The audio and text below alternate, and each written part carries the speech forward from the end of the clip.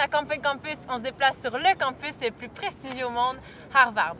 On verra que derrière ces murs de briques rouges, Harvard cache plusieurs secrets. Avant d'aller plus loin, une petite capsule historique s'impose. L'université Harvard, située à Cambridge, dans le Massachusetts, a été fondée en 1636. Cet établissement d'études supérieures est non seulement le plus ancien des États-Unis, mais également un des plus prestigieux au monde. L'université fait partie de la Ivy League, qui regroupe les 8 universités les plus célèbres des États-Unis. Harvard se classe également en tête du classement académique des universités mondiales. À ses tout débuts, l'université ne comptait que 9 étudiants ainsi qu'un seul enseignant.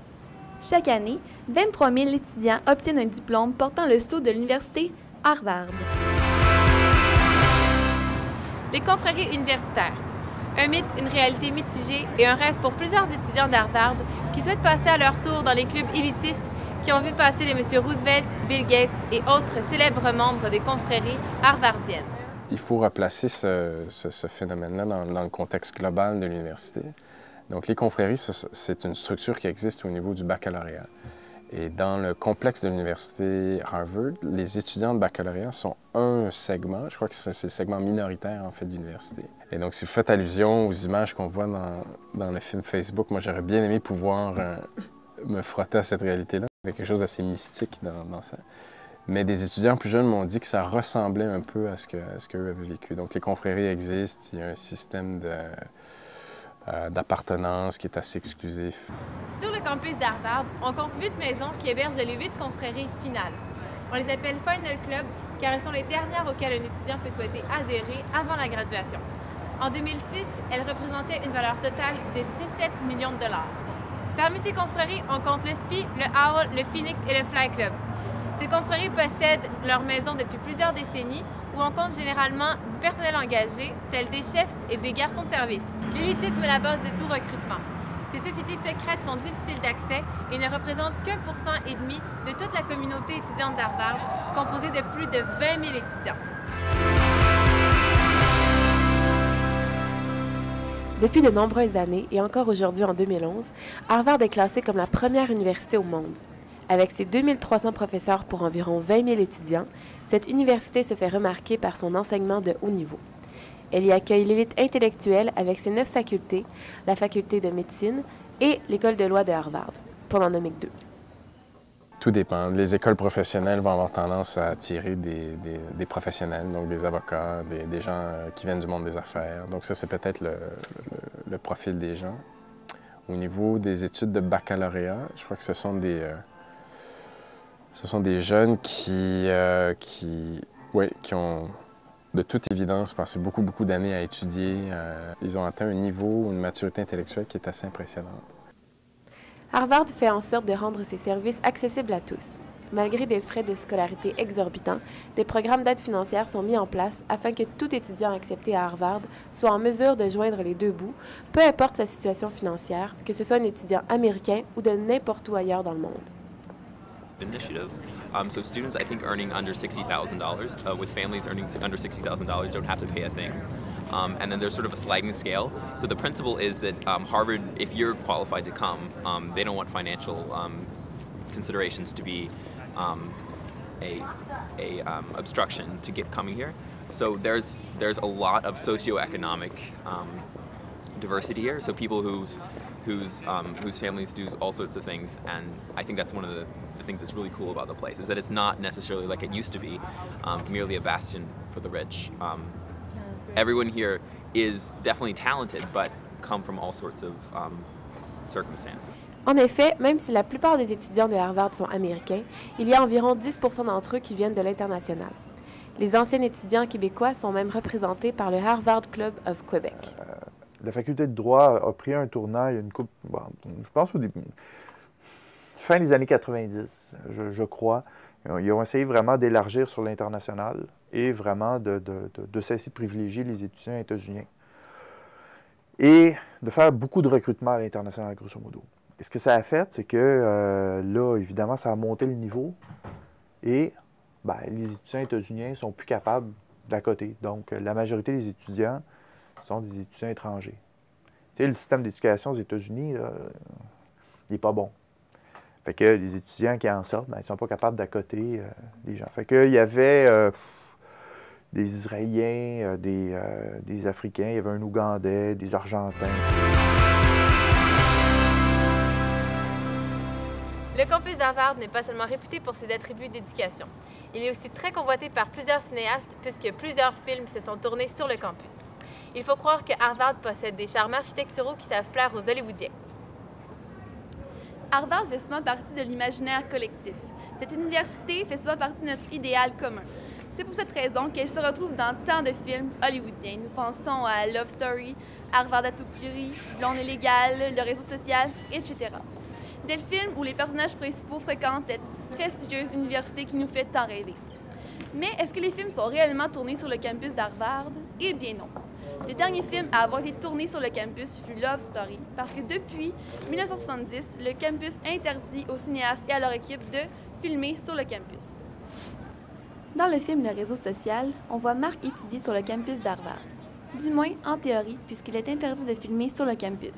C'est donc sur le campus de Milton Academy, Wheelock College et Phillips Academy que sont réellement tournées les images. Pour le film Blonde et légale, ce fut la même chose.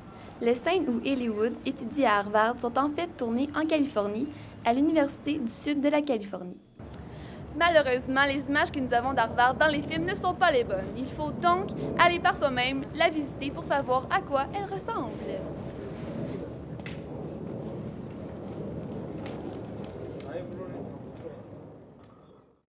Après la pause, nos découvertes se poursuivent. On vous dévoile un immense mensonge sur le campus même d'Harvard et on tente d'infiltrer une confrérie étudiante.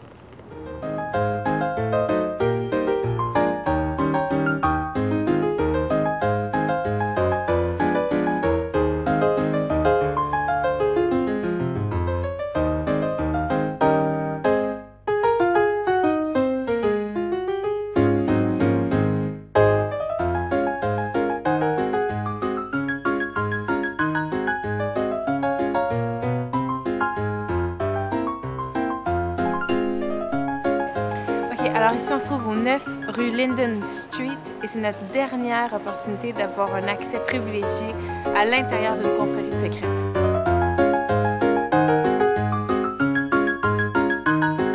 Bon, il n'y a rien à faire, on a tout essayé, on a téléphoné aux 8 confréries, on a cogné aux portes des 8 confréries. Personne nous a répondu au téléphone et en vrai.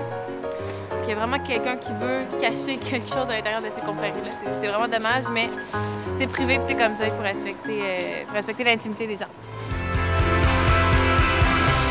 Je suis présentement sur le campus de Harvard et derrière moi, on peut apercevoir la très populaire statue de John Harvard, le fondateur de l'université. Cette statue est aussi appelée la statue des 3 mensonges. Premièrement, parce que ce n'est pas John Harvard qui fonda l'université, mais bien le gouvernement. Il était simplement un des donateurs. Deuxièmement, parce que sur la plaque, on indique que l'université fut fondée en 1638, quand en fait, elle fut fondée en 1636, donc 2 ans auparavant. Et troisièmement, ce n'est pas John Harvard sur la statue, mais bien un des étudiants, parce qu'il est mort sans que nous ayons aucun portrait de lui. En regardant la statue, on remarque que le pied gauche est beaucoup plus lisse que le pied droit, parce que selon la tradition, toucher son pied gauche porterait chance. Donc, depuis plusieurs années, les étudiants et les touristes touchent son pied gauche à chaque fois qu'ils passent devant pour leur porter chance. Mais continuerait-il de le faire s'ils savaient que cette statue est majoritairement mensonge? Probablement que oui. Et je vais le faire moi-même au cas où. One thing I would definitely say is don't touch John Harvard's foot because bad things happen. Puisque les membres des clubs tenaient à garder leur exclusivité masculine, ils ont refusé le seul critère imposé par Harvard, la mixité. Ce refus a entraîné l'indépendance des clubs envers l'université Harvard. Devant le refus des Final Clubs à accepter la mixité au sein de leur groupe, on a assisté depuis les années 1990 à la naissance de Final Clubs féminins. Cependant, ceux-ci n'ont toujours pas été reconnus officiellement par Harvard. Les confréries étudiantes n'ont pas seulement été accusées de ce point mitigé. Elles ont aussi été accusées de recours à la prostitution, de vente de drogue et de beuverie extrême. Bref, le portrait idéalisé que les étudiants se font des confréries est rapidement défait par la direction de l'université qui tente de sensibiliser ses étudiants aux risques de ces clubs. Étant la première université au monde, Harvard a d'énormes pressions afin de conserver son titre. Puisqu'elle est la plus vieille et la plus riche université des États-Unis, elle a sa place à la tête de la Ivy League aux côtés des autres universités de la côte Est. La Ivy League, c'est en fait le regroupement des 8 universités les plus anciennes et les plus prestigieuses de la côte nord-est des États-Unis. On y compte Harvard, Brown, Columbia, Cornell, Dartmouth College, Pennsylvania, Princeton et Yale.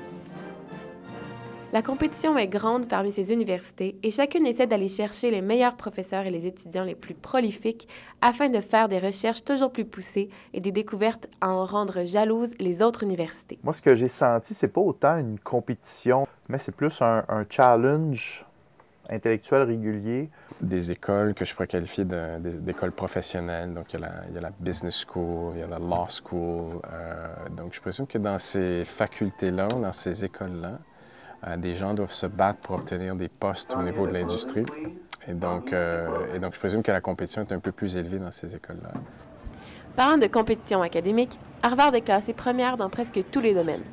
Sciences naturelles et mathématiques, sciences de la vie et de la terre, sciences médicales et pharmacie, ainsi que pour les sciences sociales. C'est en ingénierie et informatique qu'Harvard se fait déclasser au 35e rang et c'est son voisin de Massachusetts Institute of Technologies qui se glisse en première place. I got into Harvard, so I'm going. You know, it's sort of natural. It's sort of the top of the list, and so most people who get in are so excited about it that it's just a natural decision. Chaque année, l'événement sportif le plus attendu est The Game. The Game. The Game. The Game. The Game. The Game. Il s'agit d'un match de football américain opposant Harvard et Yale depuis 1875. Toujours aujourd'hui, lorsque l'automne arrive, une frénésie soudaine se fait sentir. Les étudiants des deux universités se déplacent sur l'un ou l'autre des campus pour assister à un match qui oppose les deux plus grands rivaux. Well, the game is a football game between Harvard and Yale, and it's tradition every year. People get excited about it.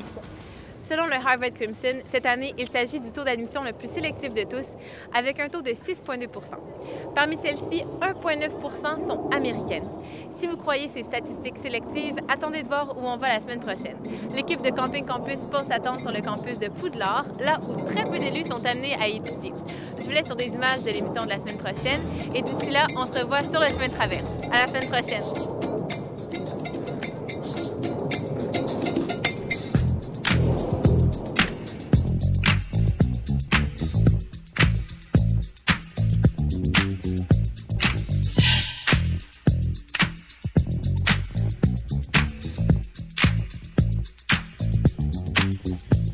To the hip hop, the hip to the hip hop, you don't stop the rockin' to the bang bang boogie. Say up, jump the boogie to the rhythm of the boogie to beat.